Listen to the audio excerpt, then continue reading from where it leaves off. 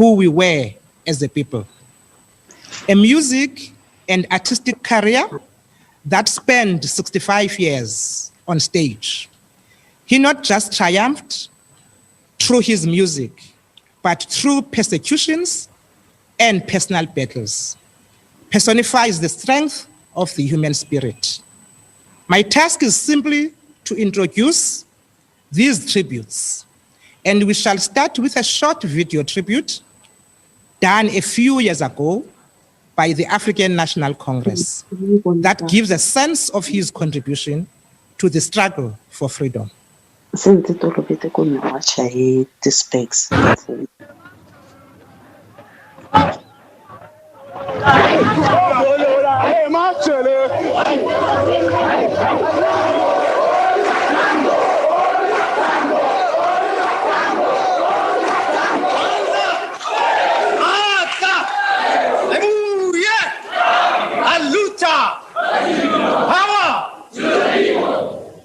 In our country, a new social and political order is being born. Our artists have to play an ever bigger role as midwives of this glorious future. Let the arts be one of the many means by which we cultivate the spirit of revolt among the broad masses, enhance the striking power of our movement, and inspire the millions of our people to fight for the South Africa we envisage.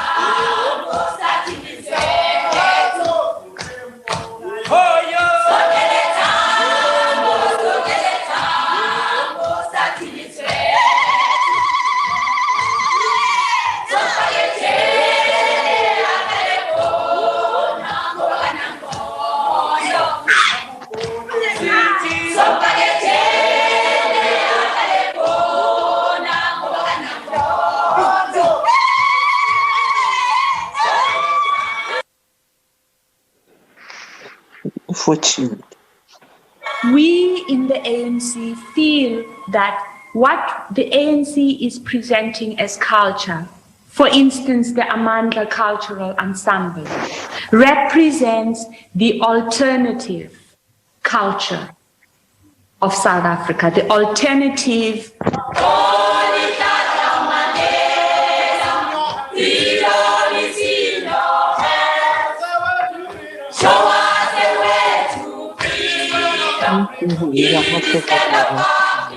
Now people often ask us, well, what will Amandla do when you're free? Or what is your culture going to be like in South Africa in the future? And we say we don't know. We don't know what it's going to be like. But we, through our work, we hope that our efforts will result in shaping a unitary, democratic South African culture that you can see in the Amandla performance. Those songs are sung in South Africa today.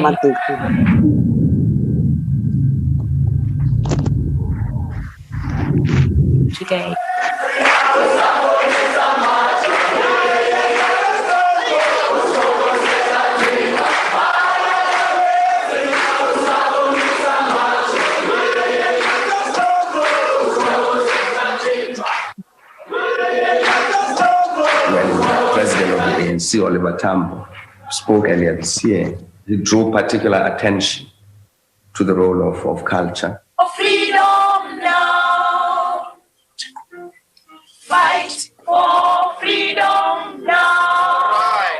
I was called in 1980 to come and help with the instrumental part of this group. When I got to Rwanda, I saw all these people and the latent talent that was there and all the possibilities, and I just went crazy. I had to form a show, but I was working with people who had never been involved in show business, people had to learn new things, formations on stage. I had to come in with costumes. Yeah, actually everything, makeup, put out the first lighting chart, had to deal with the sound. Of course, amongst Amanda, there are some accomplished musicians, and they were of great help, of course.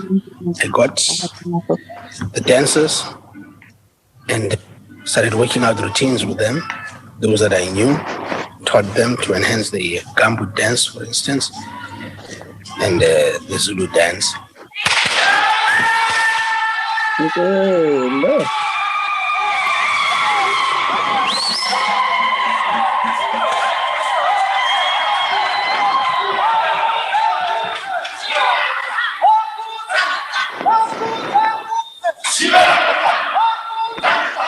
I introduced the other dances, the Sotho dance, introduced the Tsonga dance, introduced the Xhosa dance, and working with the band on the other side, and then the choral music on the one side, and this whole thing was coming together then.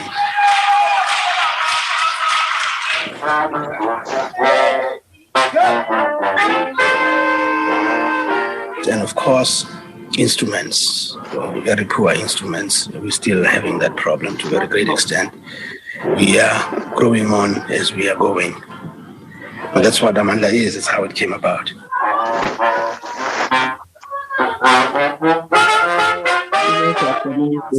How to sing properly. Amanda is. It's how it came about.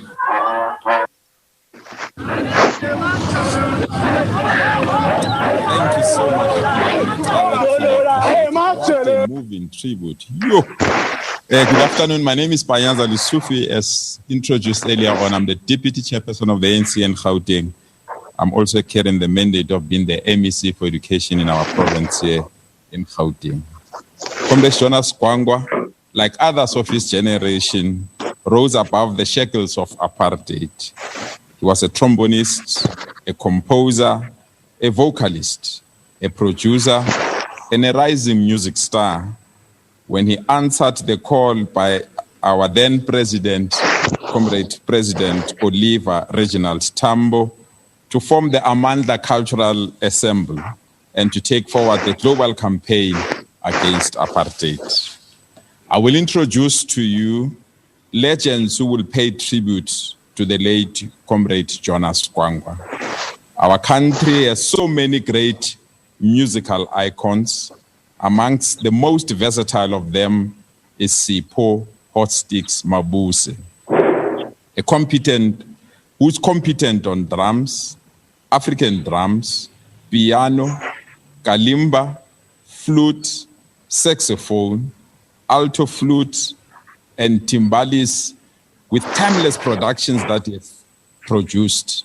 Who can forget that hit, Burnout, which hit across all our decades and is still relevant even today. He's a larger than life, and his presence is well recorded in our country. Our second legend is Mr. Steve Dyer, born in Pietermaritzburg, an accomplished and veteran musician himself, who was involved with the Culture and Resistance Symposium in Botswana and performed with the late Comrade Jonas Gwangwa.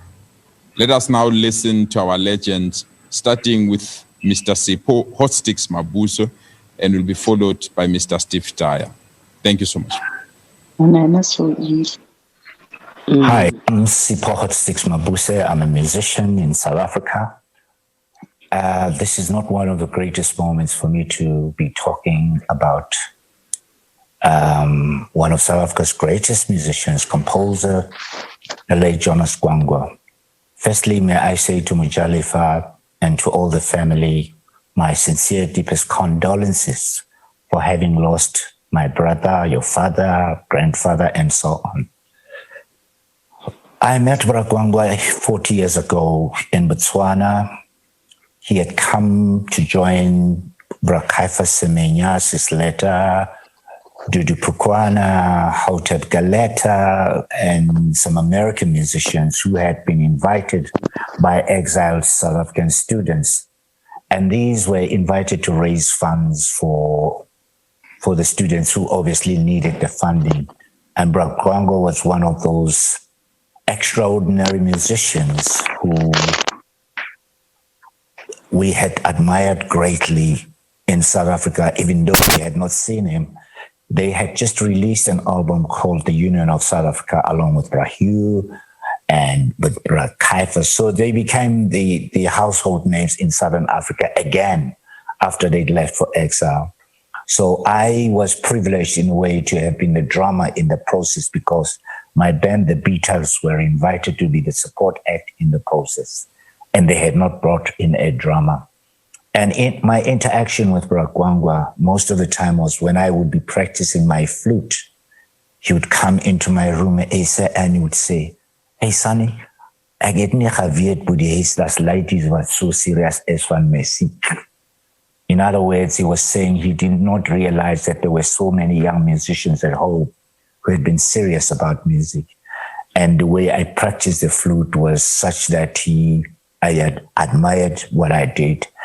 And recently, I was requested by the Johannesburg Theatre to do a concert for the legends, in which I invited Brad Gwangwa, Sister Dorothy Masuka, Abigail Gubega, and Prince Limwasa to do this. What is important for me is that for him to submit to me to be the musical director of the show was a milestone, a privilege that any other musician would appreciate. And for that, I must say to Brad Gwangwa, thank you for recognizing that I'm just as capable as a next generation of musicians. You have left a legacy. Your advancement of the struggle, liberation struggle through music must be documented such that the future generations must know that you are not just a trombone player, but a freedom-loving musician who even went as far as joining the MK and being trained as a military musician and forming up a Manja group to disseminate information around the liberation struggle of our people. And for that, we appreciate your contribution, your relentless, selfless sacrifice, so that today we are celebrating you. Thank you, Brad Gwangwa. Hamba kahle Mkhonto, hamba kahle, great musician. We'll always remember you. Good day, everyone. My name is Steve Dyer. First of all, I'd like to extend my sincere condolences to the entire Gwangwa family who have lost their mother and their father in such a short space of time. I know Brad Gwangwa from when I met him in Botswana in the early 80s, and I helped him form the band Shakawe, which was part of the Medu music unit. I remember Brad Gwangwa as a father figure. At the